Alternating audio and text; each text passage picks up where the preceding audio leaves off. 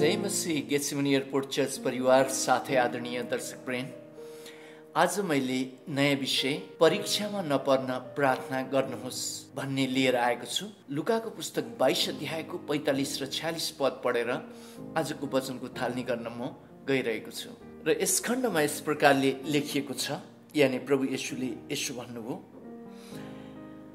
प्रार्थनाबाट उठेर चेलाहरू कहाँ आउनुहुँदा उहाँले तिनीहरूलाई शोकले गर्दा निदाइरहेको भेटाउनु भयो। उहाँले तिनीहरूलाई भन्नुभयो, तिमीहरू किन निदाइरहेका छौ? उठ र परीक्षामा नपर्नलाई प्रार्थना गर। प्रिय दाजुभाइ दिदीबहिनीहरू, यस घडी प्रभु येशू आफ्नो चेलाहरूसँग गेत्सेमनीको बगैँचामा हुनुहुन्छ। अस्ति हामी इजरायल टुरमा जाँदाखेरि हामी यरुशलेममा जब टुर गरिरहेका थियौँ, यरुशलेमको नजिकमा नै गेत्सेमनीको बगैँचा रहेछ र हाम्रो टुर गाइडले भनिराख्नु भएको थियो कि यही नै बगैँचा हो जहाँबाट चाहिँ यहाँ पुजारीहरूले पठाएका जो सिपाहीहरू थिए उनीहरूले प्रभु येशूलाई पक्राउ गरेका थिए भनेर चाहिँ उहाँहरूले भनिराख्नु भएको थियो। र अहिले मैले जो लुकाको पुस्तक 22 अध्यायबाट जुन पाठको कुराहरू गरिरहेको छु, यो चाहिँ यही गेत्सेमनीको बगैँचाको कुराहरू भइरहेको छ। प्रिय दाजुभाइ दिदीबहिनीहरू, र त्यस समयमा प्रभु येशूले 12 जना चेलाहरूमध्ये 8 जनालाई एक ठाउँमा राख्नुभयो र अलि ज्यादा विश्वास भएकाहरूलाई 3 जनालाई अलिकति अगाडि ल्याएर राख्नुभयो प्रार्थना गर्नको लागि। अनि आफू चाहिँ केही परतिर गएर उहाँ त्यहाँ प्रार्थना गर्न सुरु गर्नुभयो भनिकन बाइबलले हामीलाई बताउँदछ। 12 जना चेलाहरूमध्ये एकजना चेला जो यहुदा इस्करियोत भनेर चाहिँ हामी चिन्दछौँ, ऊ त प्रभु येशूलाई पक्राउ गर्नको लागि त्यहाँबाट गइसकेको अवस्थाहरू छ। त्यसले गर्दाखेरि त्यहाँ 11 जना चेलाहरू हुनुहुन्छ र प्रभुले केही समय प्रार्थना गरेर फर्केर चेलाहरूले पनि प्रार्थना गर्दैछन् कि भन्ने ठाउँमा आउनु हुँदाखेरि त उनीहरू त बुझ्ती निदाइरहेको उहाँले पाउनुहुन्छ। र यही अवस्थामा लुकाको पुस्तक 22 अध्यायको 46 पदमा प्रभु येशूले चेलाहरूलाई भन्नुभयो, परीक्षामा नपर्नको लागि तिमीहरूले प्रार्थना गर भनेर चाहिँ भन्नुभयो। र यो भनाइ चाहिँ सृष्टिकर्ता परमेश्वर धरतीमा पुत्र येशू ख्रीष्ट भएर आउनु भएको समयमा भन्नुभएको हो। र प्रिय दाजुभाइ दिदीबहिनीहरू, यही सिद्धान्त यी दिनहरूमा पनि लागू हुँदछ। यदि तपाईँले ख्रीष्ट येशूलाई विश्वास गरिसक्नु भएपछि प्रार्थना आफ्नो सुरक्षाको लागि, आफ्नो परिवारको लागि, आफ्नो व्यवसायको लागि र सबै साथी मित्रहरू आफन्तको लागि तपाईँले नगर्नु भएको खण्डमा त्यहाँ दुष्ट आत्माले परीक्षामा पार्न सक्दछ। र परीक्षा भन्नाले चाहिँ यसलाई चाहिँ तपाईँले जो सिकारीले शिकारलाई जो पासोमा पार्दछ, यस प्रकारको अर्थमा चाहिँ बाइबलले परीक्षा भनेको छ। प्रिय दाजुभाइ दिदीबहिनीहरू, र बाइबलले यो कुरा पनि हामीलाई स्पष्ट गर्दछ, केही समय यो धरती दुष्ट आत्माको हातमा सुम्पिएको छ र हामी अनन्त जीवनको लागि यहाँ तीर्थयात्री जस्तो भएर हामीले समय बिताइरहेको अवस्थाहरू छ। र तपाईँको प्राणलाई पासोमा पार्नको लागि दुष्ट आत्माले तपाईँको यो अनन्तको यात्रामा विभिन्न गौडाहरूमा यसले पासो थापेको हुँदछ।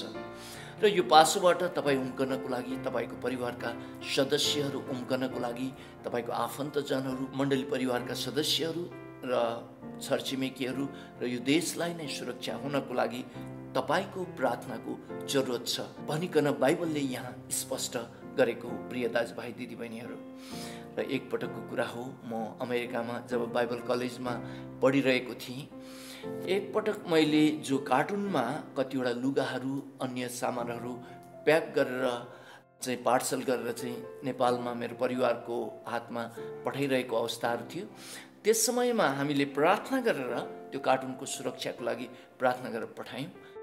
यहाँ नेपाल घरमा एकदमै राम्रोसँग सुरक्षित साथमा परिवारका सदस्यहरूले त्यो पार्सललाई पाउनुभयो।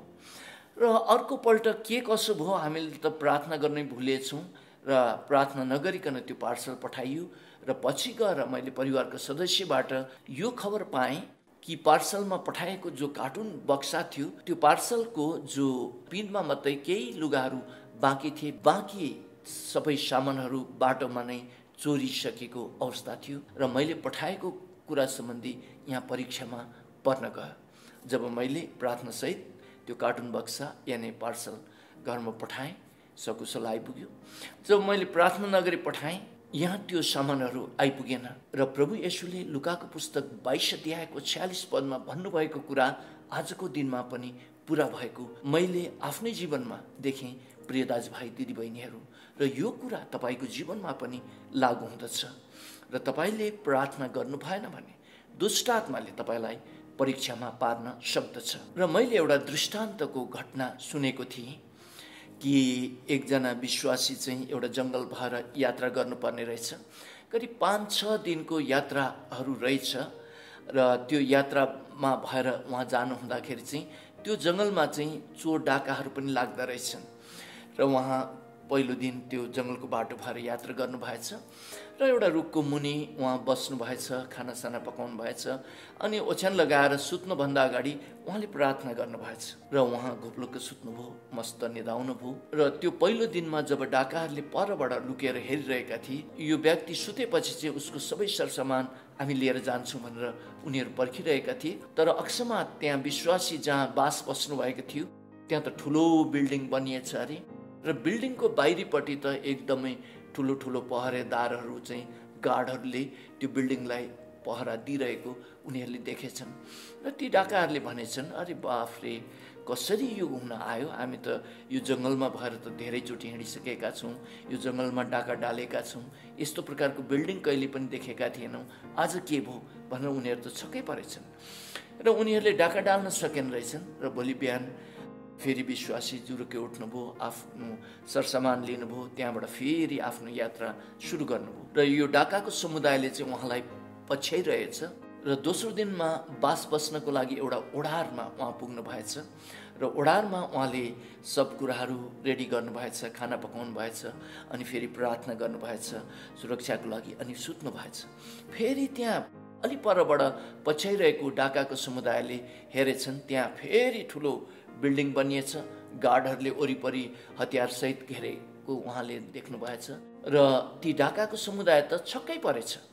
त्यसपछि फेरि तेस्रो दिन उहाँले यात्रा गर्नुभएछ, त्यसै गर्नुभएछ, त्यस्तै प्रकारको सुरक्षा उहाँलाई भएछ, डाकाको समुदायले डाका डाल्न सकेन रहेछ। र विश्वासी 6औं दिनमा एउटा रुखको स्यालमा फेरि गएर चाहिँ उहाँले त्यहाँ त्यस बेलुकीको वासस्थान बनाउनु भएछ, खानपिना पकाउनु भएछ अनि चाहिँ ओढ्ने ओछ्याउनु भएछ र आज चाहिँ म साह्रै थाकेँ, आज म प्रार्थना गर्दिनँ भनेर चाहिँ घुप्लुक्कै सुत्नु भएछ। उहाँ सुत्नु भएपछि फेरि पछ्याएका डाकाको समुदायले त्यो विश्वासीलाई यसो हेर्नु हुँदाखेरि त त्यहाँ बिल्डिङ त बनिएछ तर ढोका झ्यालहरू सबै खुल्ला रहेछ अरे र त्यहाँ गार्डहरू केही पनि रहेनछ अरे। र त्यो बेलुकी चाहिँ उनीहरूले त्यो विश्वासीको सबै सरसामानहरू चोर्न सकेछन् र यहाँ 6औं दिनमा यो विश्वासीले प्रार्थना नगरी सुत्नुभयो र उहाँ परीक्षामा पर्नुभयो। र प्रिय दाजुभाइ दिदीबहिनीहरू, यही प्रकारको सिद्धान्त यी दिनहरूमा पनि हामीमा पनि लागू हुँदछ र प्रभु येशूले हामीलाई स्पष्ट लुकाको पुस्तक 22:46 भन्नुभएको छ, तिमीहरूले प्रार्थना गर र परीक्षामा नपर भनेर। तपाईँले प्रेरितको पुस्तक 12 अध्यायको 1 र 2 पद अध्ययन गर्नुभएको खण्डमा त्यहाँ जो यूहन्नाको दाइ याकुबलाई हेरोद राजाले पक्रिन्छन्, त्यस समय मण्डलीलाई सतावट गर्न उहाँले सुरु गर्नुभएको हुन्छ। पक्रिनुहुन्छ र उहाँलाई तरवारले काटेर मार्नुहुन्छ। यस अवस्थामा मण्डलीले प्रार्थना गर्यो, यानि उहाँका अरू कोही साथी मित्रहरूले, अरू विश्वासीहरूले प्रार्थना गर्नुभयो भन्न चाहिँ याकुबको विषयमा लेखिएको छैन। तर प्रिय दाजुभाइ दिदीबहिनीहरू, जब याकुबलाई हेरोद राजाले मार्दाखेरि यहुदीहरू साह्रै खुसी भएको देखेपछि उहाँले फेरि पत्रुसलाई पनि समातेर अर्को दिनमा उहाँलाई मार्नको लागि लगिरहेको अवस्था हुँदछ, यानि उहाँले जेलखानमा हालिदिनुहुन्छ र भोलिपल्ट निकालेर उहाँलाई मार्नेवाला हुनुहुन्छ। तर यस अवस्थामा चाहिँ तपाईँले प्रेरितको पुस्तक 12:5 पढ्नुभयो भने त्यहाँ मण्डलीले बडा जोससँग प्रार्थना गर्यो भनेर चाहिँ त्यहाँ लेखिएको छ र यो खण्डलाई पनि म बाइबलबाट पढिदिनेछु। र प्रेरितको पुस्तक 12 अध्यायको 5 पदमा पत्रुसको लागि चाहिँ मण्डलीले बडा जोससँग प्रार्थना गर्यो भनेर चाहिँ लेखिएको छ। र पछि आएर स्वर्गदूतले जेलखानबाट पत्रुसलाई बाहिर निकाल्नुहुन्छ र जेलखानको गेटको बाहिर लगेर चाहिँ उहाँलाई छोडिदिएको हामी देख्दछौँ। र यस खण्डको पुष्टिको लागि म पवित्र बाइबलको यो अध्याय र पदहरूबाट म पुष्टि गर्नको लागि पढिदिनेछु। र यी खण्ड हुनेछन् प्रेरितको पुस्तक 12 अध्यायको 1 र 2 पद, 5 पद, त्यसपछि 11 र 12 पद। ती दिनमा हेरोद राजाले मण्डलीका कतिजनामाथि कठोर अत्याचार गर्न थाले। उनले यूहन्नाका दाजु याकुबलाई तरवारले मारे। अब 5 पद, यसपछि हेरोद राजाले पत्रुसलाई पक्राउ गर्नु भएको छ र 5 पद पत्रुसको लागि यहाँ प्रार्थना गरिएको कुराहरू लेखिएको छ। त्यसरी पत्रुस जेलखानामा राखिए, तर तिनको निम्ति मण्डलीले परमेश्वरलाई बडो जोससँग प्रार्थना गरिरहेको थियो। अब 11 पद पनि म पढिदिन्छु। जब मण्डलीले प्रार्थना यसरी जोससँग गर्यो, परमप्रभु परमेश्वरले स्वर्गदूत पत्रुसको रिहाईको लागि जेलखानामा पठाउनु भएको हामी यहाँ देख्दछौँ। जब पत्रुसको होस खुल्यो, तब तिनले भने, अब मलाई साँच्चै नै थाहा भयो कि प्रभुले आफ्नो दूत पठाउनु भएर हेरोद राजाको हातबाट र यहुदीहरूले जे गर्नलाई चाहन्थे ती सबैबाट मलाई छुटकारा दिनुभयो। र प्रिय दाजुभाइ दिदीबहिनीहरू, यहाँ याकुबको लागि प्रार्थना गरियो भनेर चाहिँ त्यहाँ हामीले पढ्न पाउँदैनौँ, जसले गर्दाखेरि याकुब परीक्षामा परे, उहाँ तरवारले काटेर मारिन पुग्नुभयो। तर पत्रुस जब उहाँ पक्राउ हुनुभयो, मण्डलीले जोससँग प्रार्थना गरे र अरू विश्वासीहरूले पनि विभिन्न ठाउँमा बसेर प्रार्थना गर्दै गर्नुभएको हामी देख्दछौँ। यस अवस्थामा पत्रुसलाई चाहिँ त्यहाँ रिहाई भयो। यहाँ पत्रुसको लागि प्रार्थना गर्नुभयो र उहाँ परीक्षामा पर्न भएन। त्यस्तै गरेर पुरानो करारमा तपाईँले यशायाको पुस्तक 37 अध्यायमा अध्ययन गर्नुभएको खण्डमा यहुदा देशको राजा हिजकियालाई उहाँको छिमेकी देश, जो एकदमै शक्तिशाली र ठुलो देश थियो, असुर देश भनेर, त्यहाँको राजा सनहेरीबले चाहिँ बलुवा सरीको नै सिपाहीहरू, सैनिकहरू ल्याएर उहाँको राज्यमाथि आक्रमण गर्यो र यहुदा राज्यको जो पर्खाल उनीहरूले भत्काएर यहुदा राज्यलाई उहाँहरूले चाहिँ कब्जामा लिनुभयो र राजधानी यरुसलेममा आएर हिजकिया राजालाई सरेन्डर गर्नको लागि, आत्मसमर्पण गर्नको लागि उनीहरूले धम्की दिन सुरु गरे।